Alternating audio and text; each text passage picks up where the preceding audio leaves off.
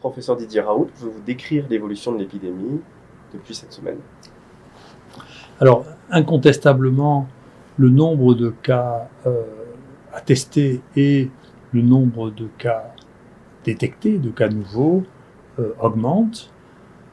Ça a d'ailleurs posé un problème d'organisation. Je m'en excuse auprès des gens qui sont venus se faire tester parce que au mois d'août, de doubler ou de tripler le nombre de gens à tester a entraîné des problèmes d'organisation parce qu'il y a des personnels manquants. Je suis désolé que les attentes pour pouvoir être prélevés étaient si longues. Ensuite, quand le délai de rendu des résultats en moyenne est d'une dizaine d'heures pour les gens qui viennent de l'extérieur et de un peu moins de 3 heures pour les urgences. Donc le délai, une fois qu'on a réussi à être prélevé, est raisonnable.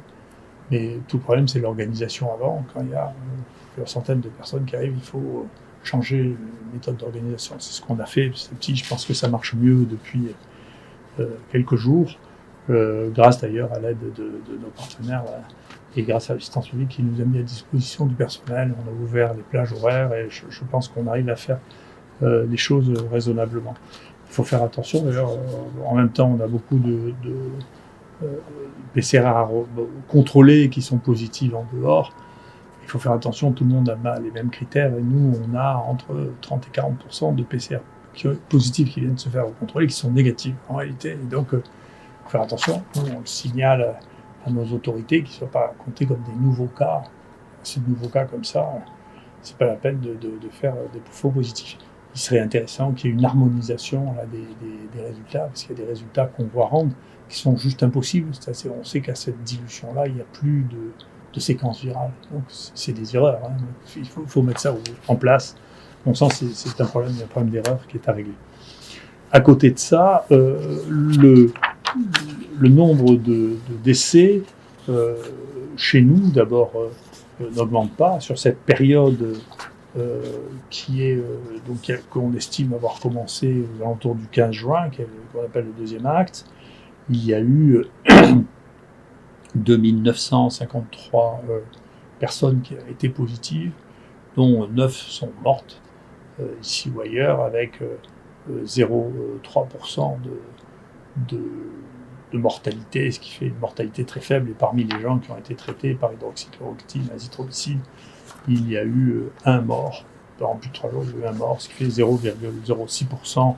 Et c'est ce que traduit aussi les statistiques nationales où la mortalité n'a pas varié d'une manière significative depuis, au contraire, elle a diminué. Pour l'instant, on ne voit pas du tout de remonter la mortalité. Peut-être que ça arrivera, l'avenir est imprévisible. Quant au nombre de morts, on a fait l'analyse, nous, maintenant, de tous les patients hospitalisés. On a eu à peu près 1000 patients hospitalisés, un peu moins. Il y a eu 55 décès, je vous les ai dit auparavant, et avec une moyenne d'âge des décès de 81 ans.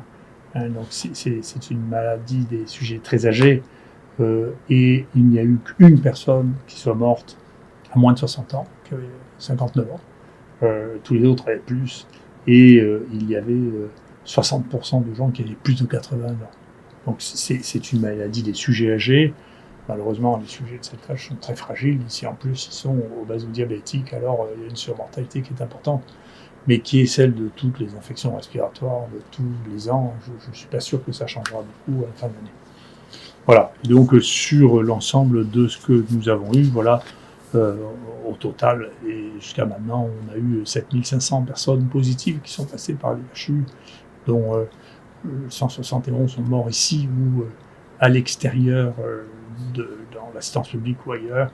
Et on a traité 4756 personnes, dont 19 sont morts par hydroxychloroquine et azithromycine. Donc se pose la question, compte tenu du fait qu'il y a peu ici de sujets jeunes, il y a des endroits dans lesquels il y a une mortalité plus importante des sujets jeunes, hein. Mais ici, il y a une très faible mortalité, de savoir s'il faut continuer à donner hydroxychloroquine, azithromycine. La réflexion qu'on a, c'est qu'il apparaît de plus en plus dans cette maladie qu'il y a des auto-anticorps, c'est-à-dire que les gens sécrètent des anticorps contre eux-mêmes. Et parmi ceux-là, il y a les anticorps qu'on trouve dans le lupus, qui s'appellent lupus anticoagulant, et qui donnent des coagulations anormales, qui risquent de donner des embolies pulmonaires. Et le traitement de ça, des anticorps anti-lupus, c'est l'hydroxychloroquine, c'est le plaquenil, c'est pour ça qu'on le prescrivait avant le Covid. Donc, comme on trouve ça dans un nombre vraiment significatif de cas dans la période actuelle, pour nous, il n'est pas question d'arrêter, d'autant qu'il est sorti très récemment un travail chez les multicentriques dans un des meilleurs journaux de cancérologie qui montre un gain de mortalité de 60% si on donne de l'hydroxychloroquine aux gens qui ont un cancer et un Covid par rapport aux gens qui n'ont pas d'hydroxychloroquine. Donc il n'est pas raisonnable de s'arrêter. Voilà. Comment expliquez-vous de telles discordances entre les résultats trouvés par des méta-analyses réalisées par différents chercheurs en Europe? Je vais faire une expérience avec vous, avec Céline, si elle veut bien venir ici. Céline, d'habitude, est derrière le micro, elle est très gênée parce qu'elle n'a pas l'habitude. Mais je vais lui faire un tour de carte. Je vais faire un tour de carte avec elle pour vous expliquer comment on peut manipuler l'opinion. Donc, est-ce que tu préfères les rouges ou les noirs? Les rouges. Il nous reste les noirs. Dans les noirs, tu préfères les trèfles ou les pics? Les pics. Il nous reste les trèfles. Dans les trèfles, tu préfères les grands ou les petits? Les petits. Il nous reste les grands. Dans les grands, tu préfères roi-dame, As-roi-dame ou valet 19? As-roi-dame. Dans As-roi-dame, tu préfères le roi ou la dame? La dame. Donc il nous reste Le roi. 2 Et oui. trèfles. D'accord? C'est le roi de trèfle. Ouais. Donc c'est pas compliqué. C'est-à-dire que la plupart des gens ne sont pas lucides sur le fait que je choisis toujours ce que je veux. Donc je peux manipuler les données et je vais vous montrer, quand on regarde les méta-analyses, eh bien vous avez une méta-analyse, là vous avez une analyse dans laquelle il y a toutes les données de la littérature qui ont été rapportées utilisant ou comparant l'hydroxychloroquine à pas l'hydroxychloroquine. Ensuite, dans toutes ces données-là, vous avez cette étude récente qui a été faite par des jeunes là, qui sont pleins de jus, c'est intéressant à voir, donc ils veulent toujours démontrer, c'est les jeunes, ils veulent démontrer le contraire, moi j'étais comme ça aussi, donc ils veulent démontrer le contraire de ce que disent les gens qui dominent les champs, et donc ils sélectionnent, comme je l'ai fait, tu vois, ils sélectionnent des études qui les intéressent, et ils arrivent à dire, écoutez, il y a une différence en réalité en faveur de l'hydroxychloroquine, mais elle n'est pas significative. Et vous voyez, nous, hop, c'est en rouge. Nous, au contraire, on a tout pris, mais il y en a qu'on a éliminé pour des raisons qui sont expliquées ici, parce que on considérait qu'elles ne répondaient pas aux bases, non pas méthodologiques, mais médicales. C'est-à-dire que quand on fait, et je suis en train de faire une revue là-dessus, c'est assez intéressant, c'est comment on évalue une étude. Nous, on évalue une méthode sur des critères médicaux. C'est-à-dire, on ne va pas inclure des patients dont on n'a pas fait le diagnostic. Or, donc ça veut dire qu'on élimine l'étude anglaise, dans laquelle il y a 10%, il n'y a pas de diagnostic, il y a marqué Covid négatif, on ne peut pas les utiliser. Après, il y a une grande étude de Skipper, dans la plupart des cas, il n'y a pas de diagnostic. Ils disent, je crois que c'est un Covid. Donc pour nous, côté médical, on ne peut pas utiliser ça. S'il y a le traitement, et si on ne sait pas si le traitement l'a donné 1 jour, 10 jours, 3 jours, ou qu'on ne connaît pas la dose, on ne peut pas utiliser ça. Ça, c'est le versant médical. Après, les méthodologistes ont leur opinion sur la manière dont on analyse ces données. Mais il y a 2 aspects.